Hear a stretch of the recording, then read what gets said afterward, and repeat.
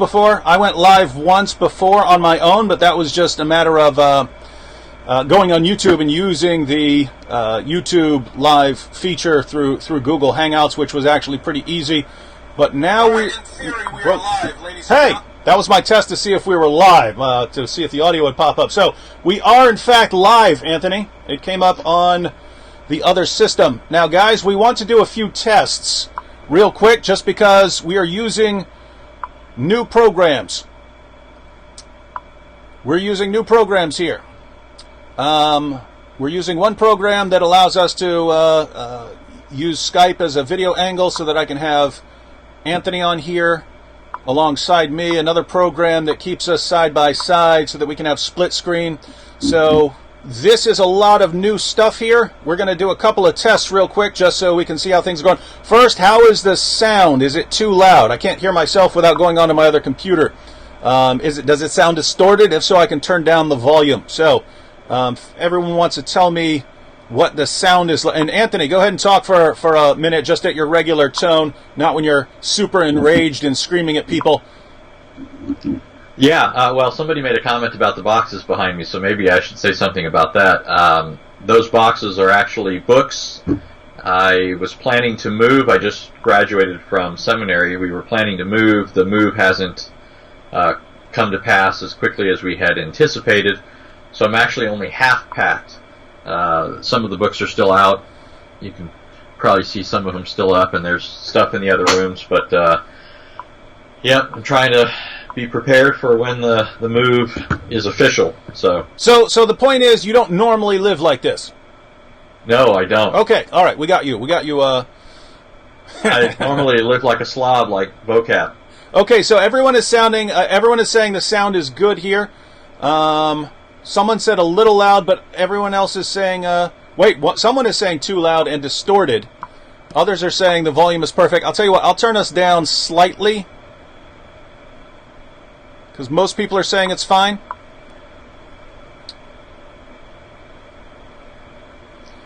Some people are saying turn off slow mode. Guys, this is a test. We need to be able to read comments, and without slow mode on, there's no way I'll be able to read comments at all or respond to comments. They come too fast. They come faster than I can glance at them or read them. So certainly now, when we're just getting started, we want slow mode on so that we can figure things out. Now later, maybe we find out that that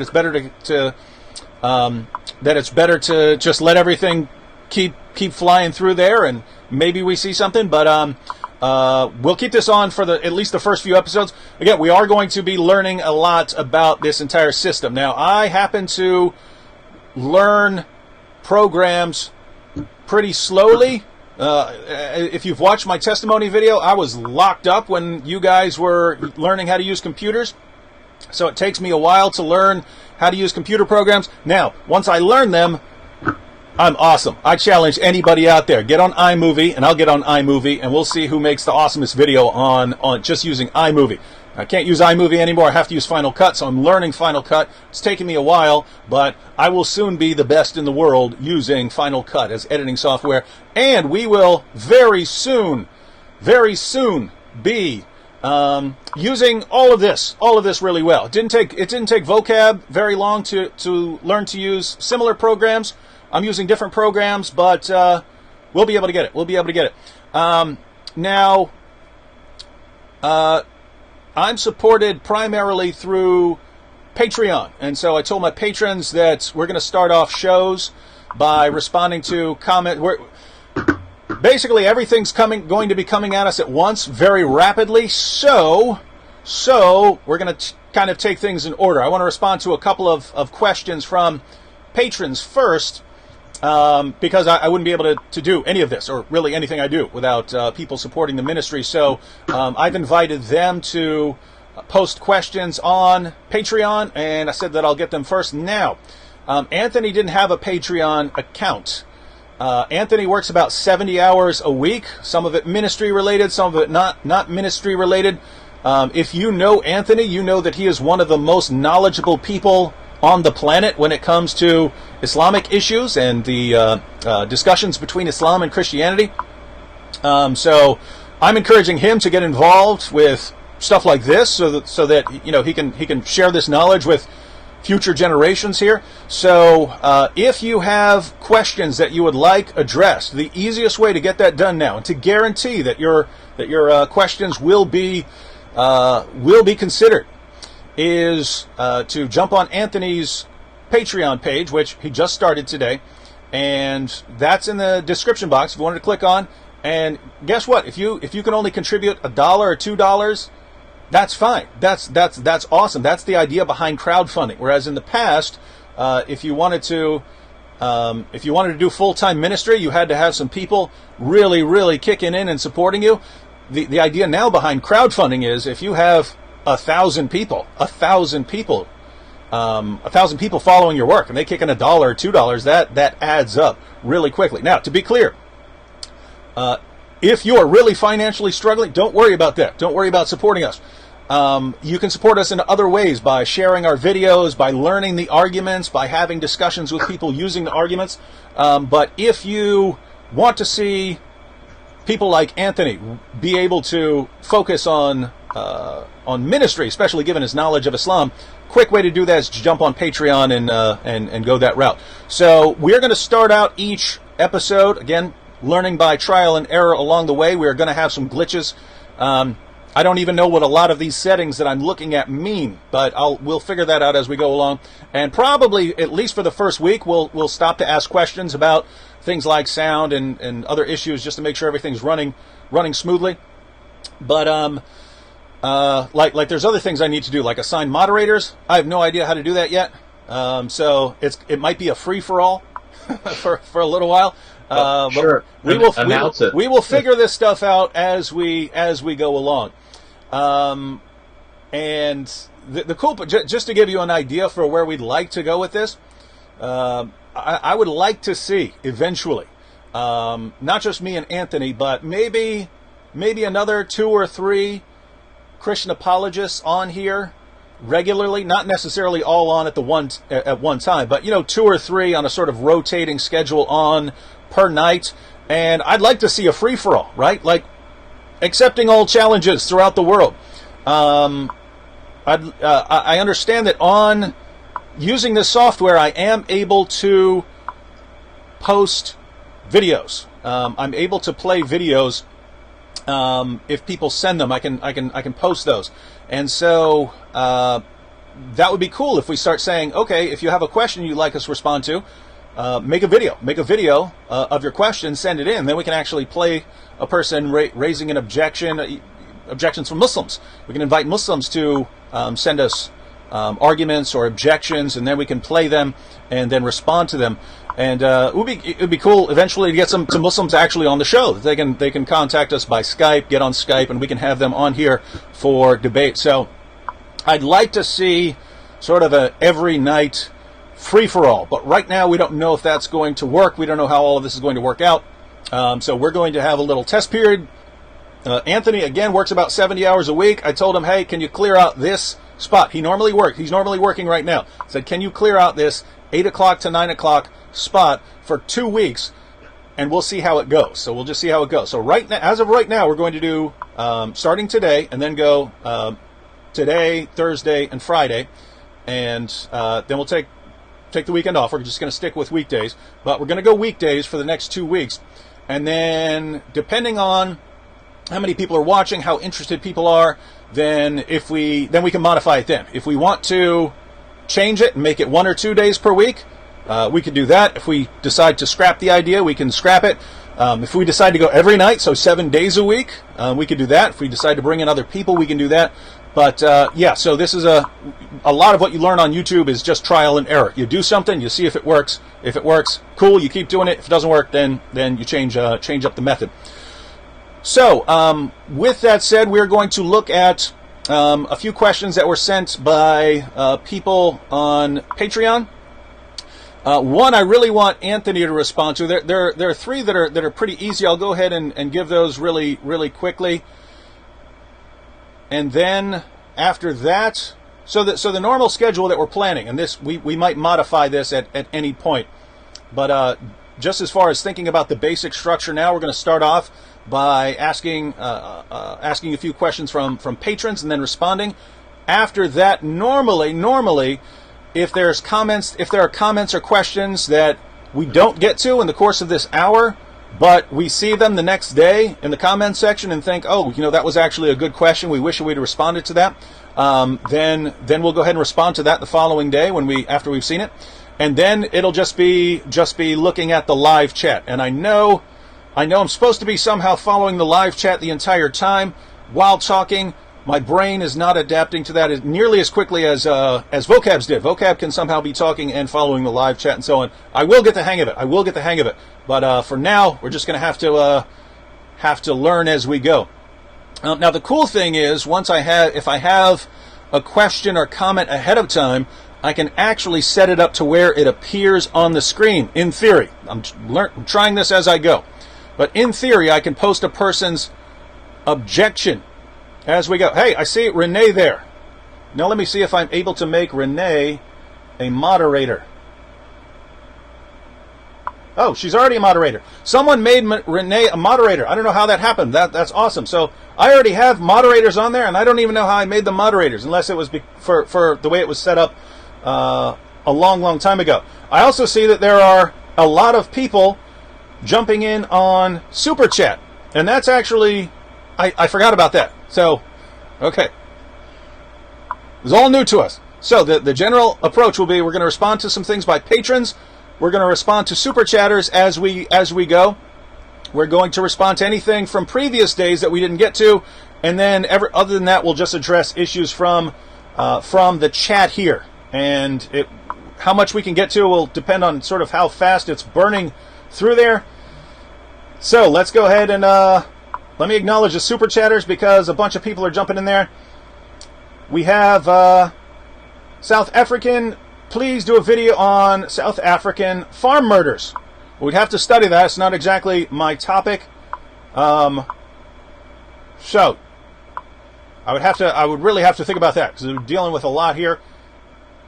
Now, is that an Islamic thing, like the farm murders, or like a racial thing from the days? Follow up to the days of apartheid. Don't know much about that. Jesus is God, grace to faith, says God bless. So thank you. Other Super Chatters. Apple Goo. Didn't leave a comment, but thank you for the Super Chat. And Jordan Marshall says, hey guys, 2 questions please. Who is the Dajjal, and is he the Antichrist? And 2, how to respond when Muslims say Muhammad is the seal of the prophets, so Jesus won't return as a prophet. Now, Anthony, you want to respond to either one of those? So, who is the Dajjal? Is he the Antichrist? Well, yeah, in Islam, the Dajjal is considered the Islamic equivalent of the Antichrist. However, it's not the same as what you find in Scripture. One thing that's interesting, though, is when you read the hadiths about the Dajjal, one of the interesting things is that it gives you something of his description. And what it reveals is actually quite significant. If you've seen some of my videos on Allah's anatomy, you'll see why this is significant. The hadith reports about the Dajjal repeatedly say that the Dajjal is one-eyed, and the Muslims will be able to distinguish him from Allah because Allah is not one-eyed. In other words, Allah has both eyes. So Muslims do think of the Dajjal in their system as the Antichrist, but it's not the same thing as what you'd read in Scripture. In Scripture, the Antichrist is defined by John in 1 John as someone who denies the Father and the Son. So, if anything, Muhammad is Antichrist. So 2 things there. One, the Dajjal is not Allah. He's distinguishable from Allah because he has one eye, Allah has 2. And secondly, the concept of Antichrist in Scripture is someone who denies the Son and the Father, and that's certainly Muhammad, not some other figure. Well, it could be another figure as well, but Muhammad is included in that.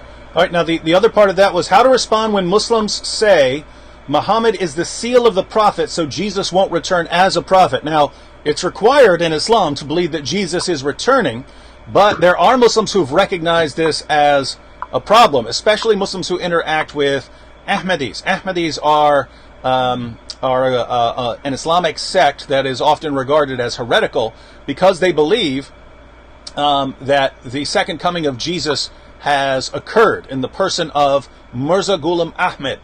So when Muslims say, well, those guys aren't real Muslims, the natural response is, well, you're claiming that they're not real Muslims because they believe that a prophet came after Muhammad, and yet all Muslims are supposed to believe in a prophet who came after Muhammad, because you all believe that Jesus is returning, right? So you got Muhammad, who's the seal of the prophets, no more prophets after that, and yet it's part of Islamic doctrine that Jesus is going to return. And so the Muslim response is, yes, but he's not returning as a prophet. He's not returning as a prophet. And what you can do is, and maybe we'll do something longer on this, but I see the comments building up massively, so we're gonna try and get through these quickly. What you can do is you can actually read some of the descriptions of Jesus and his return in Islamic sources and point out how these would require some sort of prophet-like characteristics. So Jesus, according to Muslim sources, is going to come and he's going to abolish the jizya. Well, wait a minute. If jizya is set in motion in the Quran and Jesus comes and he gets to abolish that, well, he would need some sort of status as a prophet. A regular guy, a regular human being, isn't going to be able to abolish something that is in part of the Quran. So he must be giving some revelations as a prophet, or he would just be in rebellion. So I would say look up some of those, and you can find some things that require Jesus to be more than just a regular guy or just an Islamic ruler coming back to rule. So thank you for that. Black Pearl, thank you for jumping in with the super chat. Brian Damage, I've seen you on lots of times. Rick in Texas sent $10, and I think I'm down to the bottom here, but they're popping up very quickly. All right, let's go through a couple of the questions that were sent to me by patrons, and in theory, I can put them up on the screen, which would be awesome. So I'm guessing people can see that. Wade asks, would it be wise for me to approach Muslims at my university? I don't think I could go at it with the same gumption as David, considering I don't know them. Now, one, yes, it would be absolutely wise for you to approach Muslims at your university. If by my gumption you mean the same way I do it on YouTube, do not approach Muslims like that. I want to be clear, there are different ways of interacting with Muslims in different settings. So if I'm interacting with YouTube and I know that there are ISIS supporters and so on watching it, I come with a certain approach. If I'm in a debate and I know that this is a more scholarly setting, I don't come at people the same way I would come at them on YouTube. And if it's kind of a one-on-one setting, a Muslim you meet on a college campus, no, you wouldn't use the same approach that I use on YouTube. But we actually recorded this several months ago. I haven't got around to editing it yet. I said I was transitioning from iMovie to Final Cut, and I need Final Cut to edit this, but I had to learn Final Cut while editing Islamicized me, so I'm now in a position to edit some of the videos we've made over the past months. But me and Vocab Malone and John McCrae made a video titled How to Share the Gospel with Muslims. And that is this is made for the kind of approach that you would want to use if you're meeting a Muslim on a college campus, or if you're meeting a Muslim at work, right? Not blasting away like it's a free-for-all, or blasting away like it's a debate or anything like that. So how do you interact with a Muslim in that situation? And one thing that's very easy, so this would be sort of the first tip. Other than that, well, I'll come out with the video probably in the next week or two. I'll post it.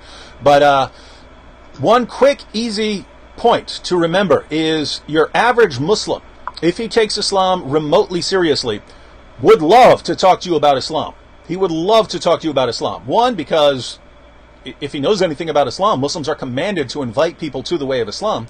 And two, because he believes that you've been misled about Islam by Western media and people like David Wood, and you guys have this negative view of Islam, and he would like to correct your views about Islam. But that Muslim has also learned that these can be sensitive topics, and so there are Muslims who are reluctant to bring up Islam in a discussion, or to just walk up to people and start talking about Islam, even though they'd really like to talk about Islam. So one thing you can do is just give them the opportunity to do that. You can just give them the opportunity, and that can be something as simple as, hey, I see what you're wearing. It looks like Islamic gear to me. I've heard a lot about Islam. I've looked into it a little bit, but I would just like to know, could you tell me what you actually believe? Because I know that there are different groups of Muslims, and individual Muslims can believe different things. So could you tell me what you believe? And that chances, I mean, imagine you as a Christian, you would love someone to come up to you and ask you that, right? So if you imagine it from the Muslim's perspective, he would love to talk to people about Islam if given the opportunity. So all you have to do is give him the opportunity. That would set the conversation in motion. And for those first conversations, I would just ask lots of questions about what he believes. After that, start to transition into questions about why he believes. So okay, so you said the Quran is perfectly preserved. Why do you believe that? And find out what the evidence is. And at the end of the day, people who say that sort of thing have no evidence, because the evidence totally refutes it. So that would be kind of some general pointers, and then the relationship will unfold at that point, and then you'll start getting into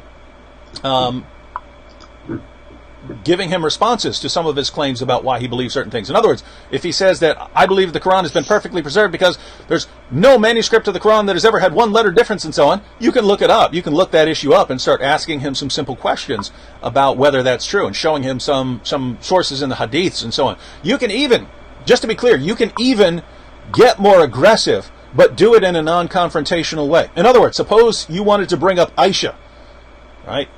Now you obviously, if you're involved in a conversation on a college campus, you don't want to go up to a Muslim and say, hey, your prophet was a pedophile or something like that. It's not going to be a lasting conversation. But there are less confrontational ways to bring up the exact same information that won't send a Muslim, off to never interact with you again. So you could present the same information after you've had a couple of discussions. You can say, hey, I was reading this article by this total whack job named David Wood, and he said this is the history of Muhammad. Now, David's this total nutcase, but he's giving sources. So I'm wondering, could you look at those sources and give me your perspective? Because I do not want to believe, and this is true, you don't want to just believe everything David Wood says. So you can say, hey, I don't just want to believe what David Wood says. I would like to know the position of Muslims on these issues. And so could you look at these sources? Could you look at this article, read the sources, and get back to me and give me your perspective? Notice, you're getting the same information across. Matter of fact, you're getting a lot more information across than if you just walked up and said Muhammad was a pedophile or something like that. You're getting a lot more information across by getting the Muslim to read some sources, because you're asking for feedback. So in that situation, you can bring up the most sensitive issues imaginable because you're asking for feedback and so on. So and chances are the Muslim's going to be happy to read those for you and get back to you. And again, the conversation keeps going. And as you go on, you can start asking questions. What do you believe about Jesus? Well, here's what I believe about Jesus. So why don't we get to the bottom of this? You believe he's merely a human prophet? I believe he's Lord. Why don't we discuss that? You believe he didn't die on the cross? I believe he died on the cross. Why don't we get to the bottom of that? Why don't we investigate that? And then that's how I would approach it on a college campus. Very different from what I do on YouTube. Although the same overall structure is there in place, but it's adapted for more personal settings. Now, I wanted to get to a question for Anthony here. It's actually a two-parter, Anthony. But Samuel, and I'm blocking out last names on here because I don't want anyone harassed who doesn't want to be harassed or something like that. But Samuel has a two-parter here. But he says, how do you respond to the following comment made by a rabbi? Looking for Jesus in our Bible, the Old Testament, is like finding Muhammad in the Torah. So the objection here is, Christians, you know what it's like when Muslims come and say, hey, Muhammad is mentioned in the Bible. Here's the prophecy. Here's the mention of Muhammad. You know how silly it sounds to you to take these passages and twist and distort these passages. You know how that sounds from a Muslim. Well, guess what? That's what it sounds like to a Jew when you say that you have prophecies about Jesus in the Old Testament. It sounds the same. So that's part one. And then the other part is, where in the Old Testament does it say that the Messiah would be killed and then return again to finish the job? So there are prophecies about the Messiah in the Bible. Where would you get the idea that the Messiah is actually going to come, and then he's going to die, and then he's going to come back to finish his role as Messiah? And he says, I am a Jew who converted to Christianity, and my Jewish friends are all over me for this. So, Anthony, how would you respond to that? Yeah, okay, so first of all, interesting background here. I met my wife, we both worked at a pizza shop when she was 16 years old, and at the time, she was a practicing Jew. Her family have a extensive background in Jewish history that they talk about for days. But this, over time, my wife, while we worked together, she would ask me questions about Jesus. And I kept answering her questions, and I thought there was something more to this. But eventually I told her, you should come to church, you should listen to the preaching. And, through that whole process, she eventually came to faith in Christ. However, her family, of course, didn't, and her grandparents were irate. Her father was a constant source of problems, and I remember every day he would come over and we would argue. We'd argue about the Bible, and ironically, he didn't know a whole lot about the Bible. He insisted Jesus couldn't be found in. And so one day I said to him, his name was Dave, by the way, David, Sweet good name. Jewish name. Yeah. And one day he came over, and I already knew what I was going to do. And some of you may have heard this before, but I don't know where I got this idea, but I know it wasn't original to me. But I said to him when he came in, I said, Dave, I said, let's not argue today. Let's just have a good time. I said, I'm wondering if I can just read something to you, and just get your honest opinion. I won't respond back to it. Maybe I might just make one little comment, but other than that, I have no intention of debating. And so he said, sure, go ahead. And so I read to him Isaiah 53. And after I concluded reading Isaiah 53, I said, what do you think about that? And he says, well, I don't believe it. He says, Jesus, we don't believe in Jesus. I said, what do you mean you don't believe in Jesus? And he says, we don't believe that stuff that you just read. And I said, Dave, I'm not reading to you from the New Testament, I'm reading to you from it. Now, you all know what he would have done if I told him where I was reading from. He would have said, that doesn't say what I think it says. But because I didn't tell him where it came from, he simply gave it his honest response, which was, this sounds a whole lot like Jesus, the Christian view of the Messiah. And that actually gets into the second question as well, because Isaiah 53 is a very clear description of Messiah's suffering and death. Throughout the text, it speaks of him being crushed, beaten, whipped, and so forth. And it's only one of a number of passages that speak of Messiah's death. Psalm 22 is another classic messianic text that speaks of the Messiah dying. I would also argue that there are other passages, it would probably take some time to unpack it, other passages that one might not at first notice as a reference to the suffering of the Messiah, but it's there. For example, if you look in the New Testament, Jesus repeatedly predicts his coming suffering. What's interesting is how Jesus does that.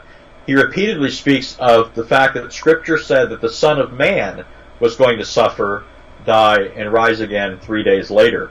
Now, why would Jesus repeatedly link his suffering and death to that title? Because that, in fact, is what Jesus does. Jesus does it in Mark 8, he does it in Mark 9, he does it in many places. Well, what's interesting is when you go to Daniel 7, you have this text where there's a man, and this is startling to Daniel, there's a man riding the clouds of heaven, approaching the Ancient of Days. Now, the reason this is startling to Daniel is because throughout the Old Testament, over 100 times, this is always a description of God's mode of transportation, if you will. God is the one who rides the clouds. You see it in Isaiah 13, in other passages. God rides a swift cloud and comes down into Egypt. It's metaphorical language, but the idea is that God is the one who's coming in a dreadful way. Well, Daniel sees a man riding the clouds. And so this is startling to Daniel. Why is a man riding, if you will, the divine chariot? Why is a man assuming the prerogative of God, and even going right up into the presence of the Ancient of Days? Well, what's interesting is that there's only one other occasion when you have a man approaching God with the clouds or through the clouds, and it's the high priest on the Day of Atonement. Remember what the high priest would go through the incense and approach into God's presence through the clouds. And so, in effect, what you have in Daniel, and again, I can't give you all the details of this, but what you have going on in Daniel is a picture of the great high priest coming to God through the clouds, and that's further filled out in Revelation 5. Remember, in Revelation 5, you have a similar throne vision, and everyone is weeping, including John, because no one's found worthy to approach the one seated on the throne and take the scroll from his hand. But finally you read that they see a lamb who has been slain standing in the midst of the throne. He's worthy to take the scroll. So you do in fact have numerous statements in the Old Testament that the Messiah would suffer and die, and you even have these sort of cloaked references in Daniel 7 as well. Now, I would say that what I think is behind the question of your Jewish friend is the idea of where does it say that Messiah will come in two stages, right? Where does it say that he will first come to suffer and die, and where does it say that he's going to come in a glorious fashion? Well, interestingly enough, this is really more a argument of later Jews who have rejected Jesus. It's not something that you'd find in a lot of earlier Jews. Even in the Talmud, for example, you'll find there are two passages that the Talmud discusses that it's trying to deal with because they present two different pictures of the Messiah. It's Zechariah 9, where it speaks of Messiah coming humbly and riding on a donkey into Jerusalem. But then you have a passage like Daniel 7, where Messiah is portrayed as glorious, riding the divine the clouds, and being given worship and universal dominion, and so on and so forth. And so the way the Talmudic rabbis dealt with that is they said, well, if Israel is repentant and righteous, then Messiah will come to her humbly. But if Israel is in rebellion against the Lord, then Messiah is going to come with the clouds and he's going to destroy her. Now, I would say that's, you don't get that impression from reading these passages that one might be fulfilled on these conditions, another one might be fulfilled on these conditions. They're both given as absolute prophecies. In other words, both are stated as something that's yet future. And so the Jews themselves recognize that there's a tension, and their way of dealing with that was to make up this artificial or arbitrary idea that one passage refers to what Messiah will do if Israel's repentant, and one is what Messiah will do if Israel is righteous. So I would say these passages are among the many that state that Messiah will come in two different ways and at two different times. And Samuel, don't forget that that we have additional reasons to believe that this is revealed in the Old Testament. Namely, you've got Jesus rising from the dead, and he's the one explaining Scripture. In other words, if I'm going to listen to anyone explain to me what these Scriptures mean, the correct way to interpret Old Testament prophecies, I'm going with the guy who rose from the dead. You know what I mean? And so, if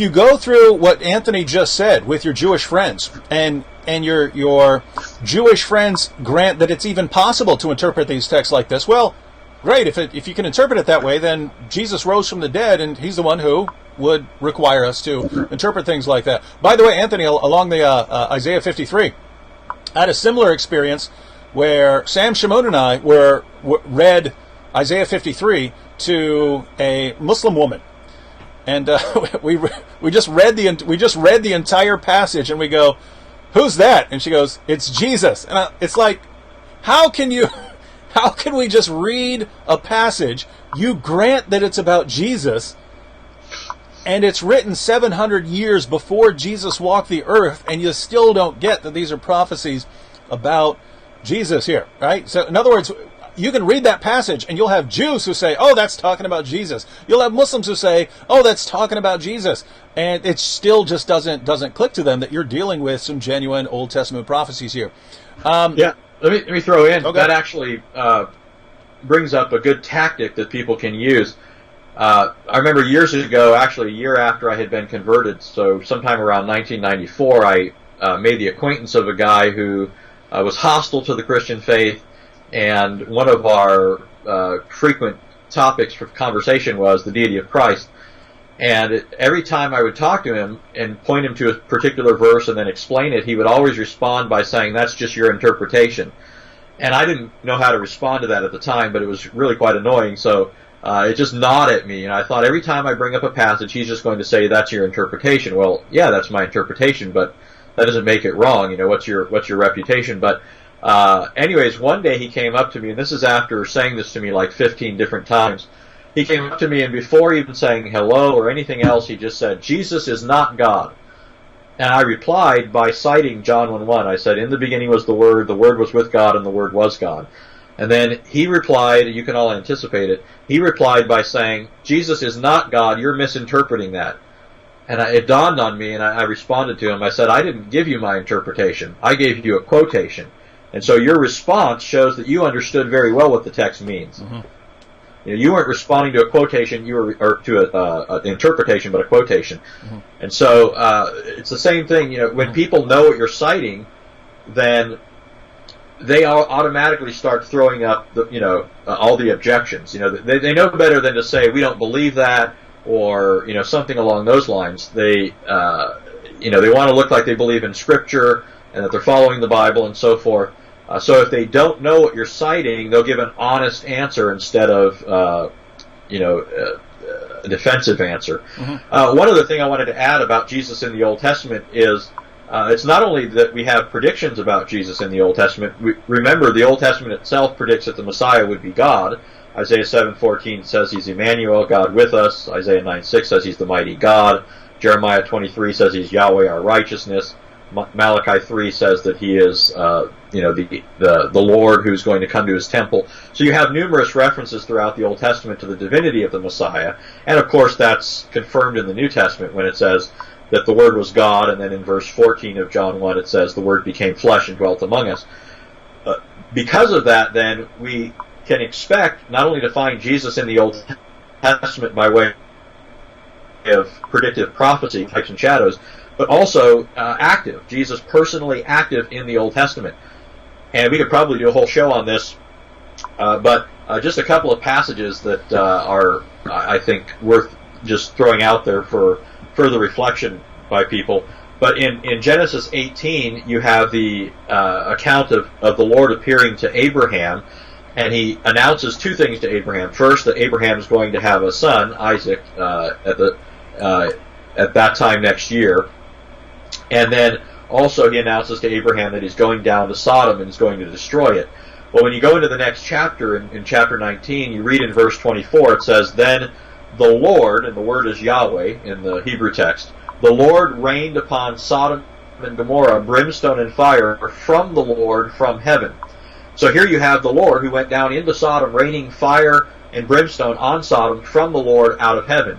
In other words, you have two persons who are being referred to as Yahweh. Mm-hmm. And again, if you look at the Talmud, you'll see the Jews wrestled with texts like this. They didn't know quite what to do with it.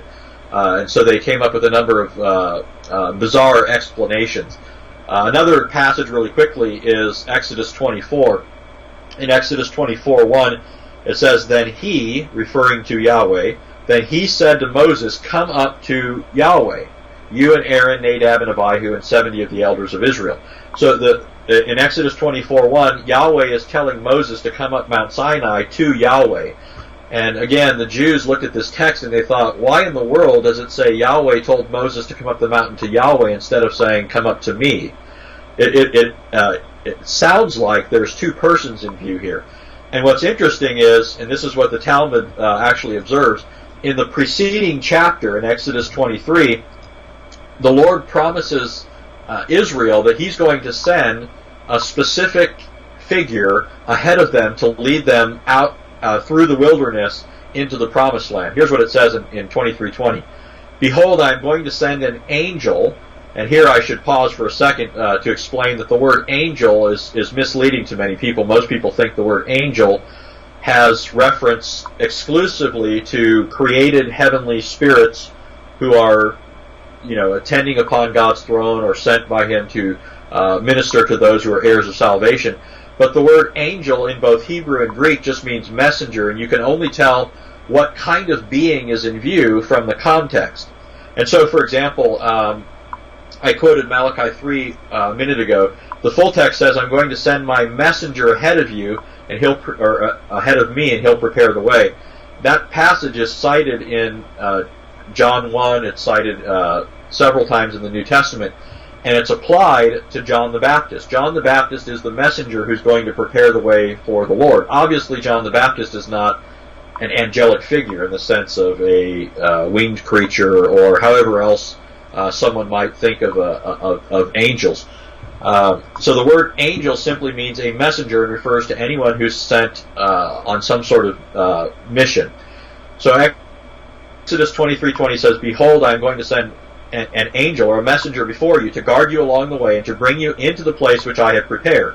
Now listen to what the Lord says about this messenger. "Be on your guard before him and obey his voice. Do not be rebellious toward him, for he will not pardon your transgression, since my name is in him. But if you truly obey his voice and do all that I say, then I'll be an enemy to your enemies and an adversary to your adversaries." So this messenger is someone who must be absolutely obeyed. He has the authority and power to withhold forgiveness and to punish Israel if she sins. And God says those who are obedient to and submit to this messenger, God himself will be an enemy to their enemies. Now, who does that sound like? Well, a Christian would quickly answer that sounds like the Lord Jesus. But coming back to Exodus 24, what the rabbis observed is that in context, when the Lord said to Moses in Exodus 24:1, "Come up the mountain to Yahweh," he's referring to this messenger whom God says, "My name is in him." However, what they tried to do is they tried to say the angel was just Gabriel, and he's being called by the Lord's name. But that doesn't fly. I mean, there's no text of Scripture that would justify saying that it's really Gabriel is called Yahweh. Really just it's a desperate maneuver to try and avoid an obvious indication of God's plural nature, that God is more than one person. Mm-hmm. One other thing really quickly. When you go to the New Testament, you actually have this played out again. This whole scene is reenacted. It's reenacted on the Mount of Transfiguration, where once again you have two divine persons, the Father and the Son. And again, Moses is present. Right? Jesus goes up the Mount of Transfiguration, just like Moses took Aaron, Nadab, and Abihu. Jesus takes Peter, James, and John. Just like Exodus 24 says that after 6 days Moses entered into the cloud, we're told that it was after 6 days that they went up the mountain and the cloud descended. And significantly, you have the same phrase repeated. The Father says of the Son, "This is my beloved Son, listen to him, obey him." It's the same covenant language that you find in Exodus 23. You must listen to him, or I will be an enemy to you. But if you listen to him, I'll be an enemy to your enemies, and so on and so forth. Mm-hmm. All right, let's gonna check out the super chatters here real quick. Lily R, God bless you, David. Keep up the good work. Thank you. Let's see who else we have here. Let's scroll down. Jesus is Lord says, "Thank you for being the window to a new revival. We desperately need it." Well, these are good times to be a Christian apologist, and so I keep telling people if you want to reach people with the gospel and you want to share evidence for Christianity, there's never been a better time in the history of Christianity to do that for lots of reasons. One, think about this right here, right? 10 years ago, Christians couldn't have dreamed of this, right? So for 2,000 years of Christianity, Christians couldn't have dreamed of a situation where you could jump on live and be talking to people in India and in the Middle East and Africa, around the world. You couldn't even have thought of something like that. And so that's one thing. And the other thing is that now people are interacting with each other much more. So for many generations, you basically had the Christian West and other things out east.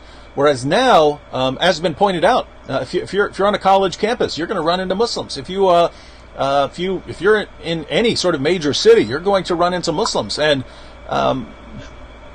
throughout quite a bit of Christian history, you had to live in certain places if you wanted to ever talk to Muslims, or you had to travel to the Middle East, where you're going to get your head chopped off if they start listening to you.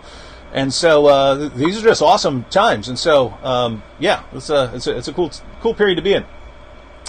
Jordan Marshall said, "Hey David, I heard you used to bodybuild. Did you compete? And would you return back to it?" No, I used to lift weights, right? I used to lift weights. I used to hit the gym.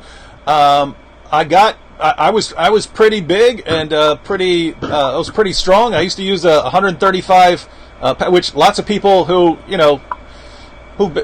dabble in working out would use that as bench press weight. I used to do curls with 135 pounds. I always had a problem with working out because when I was I don't know if you can see this, but when I was I have a massive scar here. When I was like, it's like my earliest memory, possibly. It's one of my earliest memories, at least. But I broke that when I was a kid, and they said I wasn't going to have full use of my arm anymore. It works pretty well, but it doesn't straighten out completely, so I can never do bench press much. Right? My elbow would start feeling like linguine after like 2 sets, so I can never get big, get a big chest and so on. So my people would start telling me I looked completely out of proportion. I would end up with these huge arms and not a comparable chest because I couldn't do a lot of workout due to my elbow injury. So anyway, not that most people are interested, but since someone was interested, that's my history of working out. So no, there could never be any competition unless someone wants to build a time machine and go back and keep me from snapping my elbow when I was little.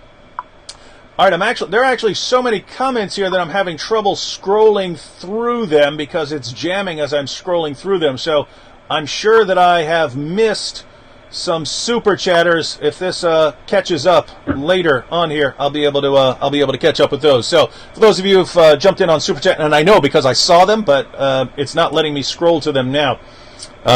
So sorry about that.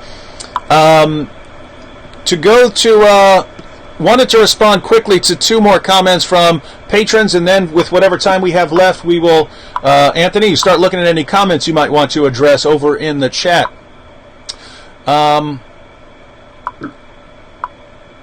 One is here from Lily. Said, "I know this Muslim family.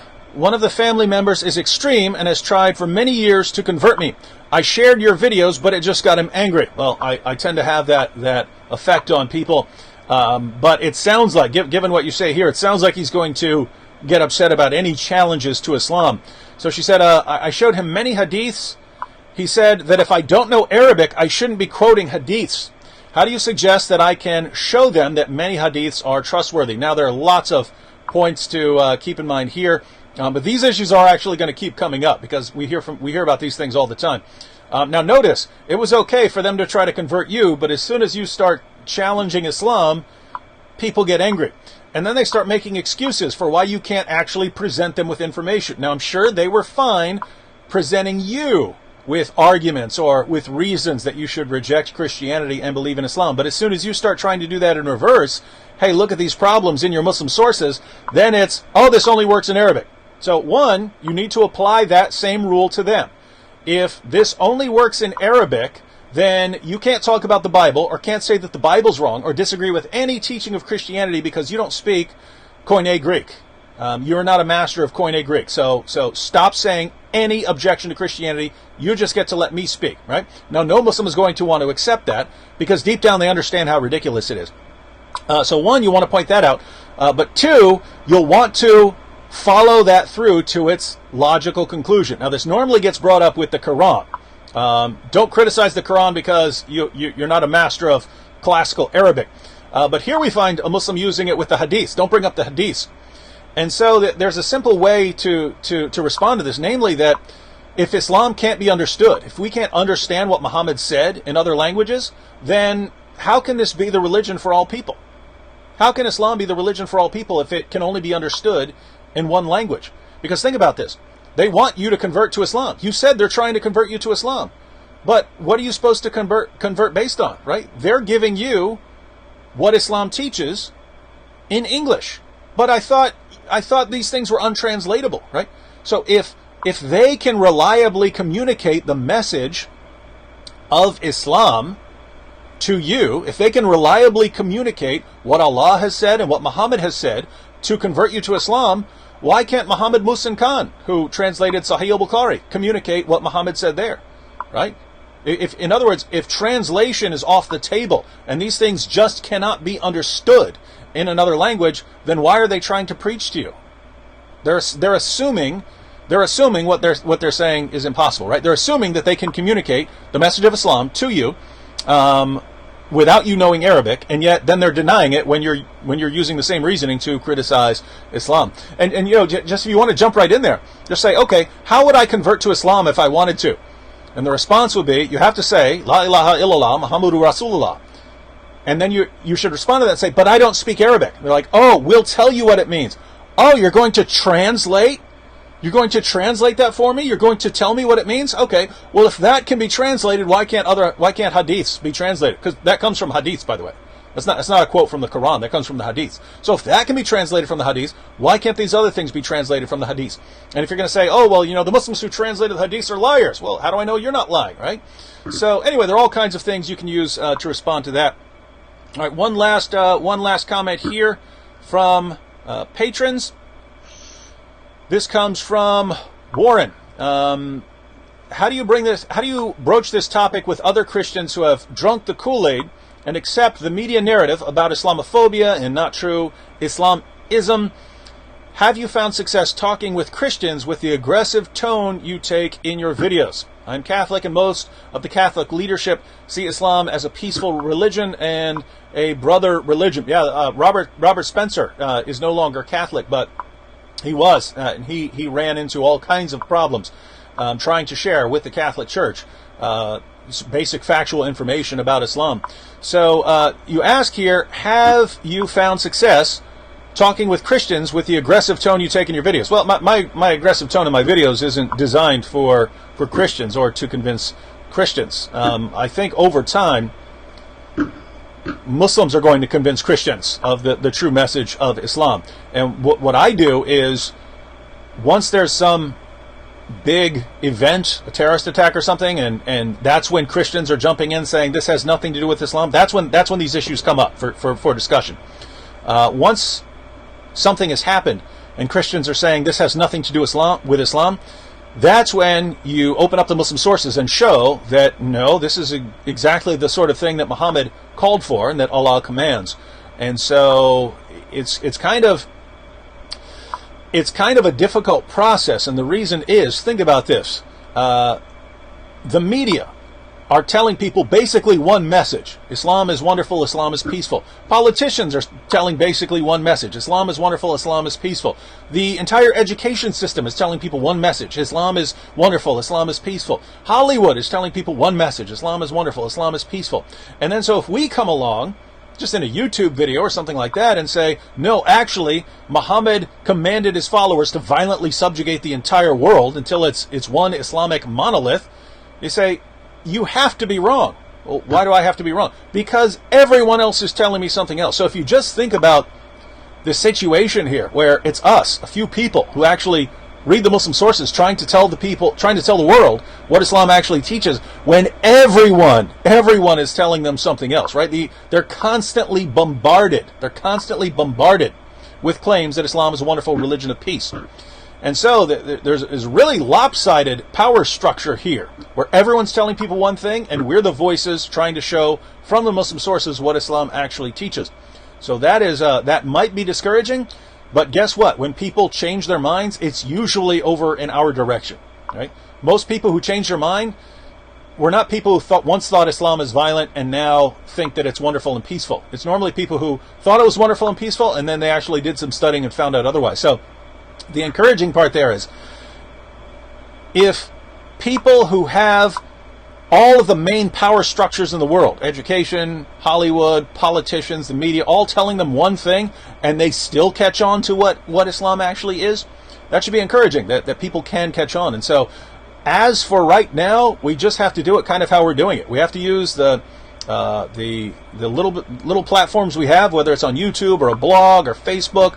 We have to use these platforms, and it's got to be just one or two people at a time. But eventually, if you reach a kind of critical mass, then you're going to see things change. Because if enough people realize what Islam teaches, so that we can talk about it honestly and can actually have honest, open discussions on CNN or in a movie or on a university campus, that's when things are going to change very rapidly.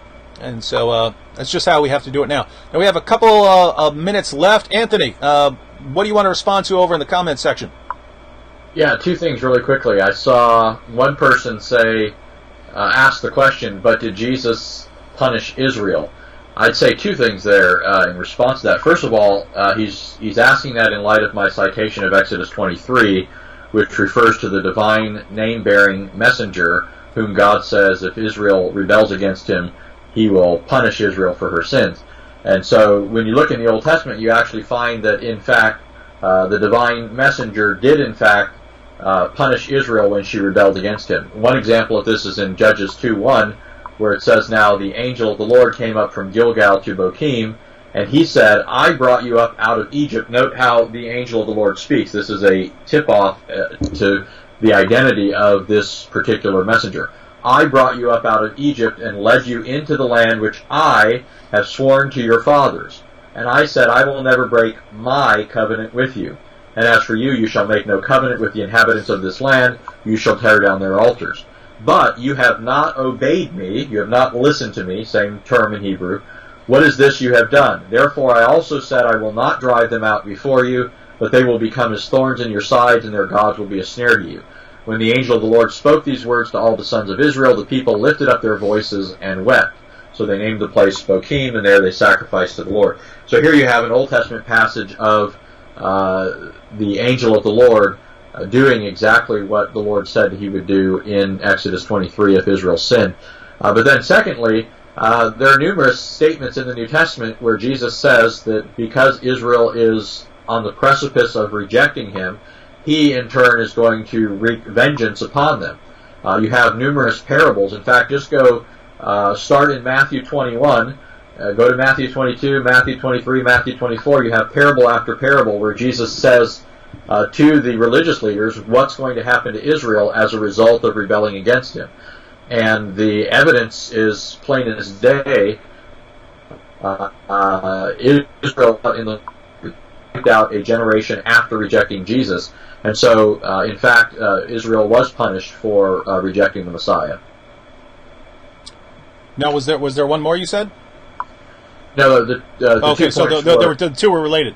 Okay. Yeah, Old Testament, okay. New Testament. And all right, well, we have a ton of comments left, but we also have the problem of we're out of time. And I know plenty of people would like to keep going, but keep in mind we're going to be here every night for at least the next 2 weeks, not including weekends, for an hour each time. So I mentioned earlier in the program that we're going to look through the comments because I'm controlling a lot of things here as far as the programs, and so don't see a lot of them, but we'll scroll through the comments, especially in the comments once this is its own video. Then people can post comments in the comments section, and we'll pick some there that we didn't get to, but if we'd seen them, we would have gotten to. And then tomorrow night, we will go through a couple of those. So we will respond to questions we get on Patreon. So again, Anthony's Patreon page, which he just started today, is in the description box. If you want to sign up there, you can send him questions that you'd like us to address tomorrow, and we can actually have those up and ready on the screen. And apart from that, we'll be back tomorrow night, deal with the questions from our patrons, deal with the questions that we missed today, and then go on to some more of the chat. So again, we're learning this as we go along. This went pretty well considering it was our first time, and should be running even more smoothly tomorrow. So we'll see you all again tomorrow night for Answering Islam Live. And I actually don't know how to turn this off. There's a button down here in the corner that says finish. I'm guessing that is the correct button, and I'll have to look on this other screen to see if it actually stops. So, Anthony, get ready for some sort of cool stare while we see if this actually turns off.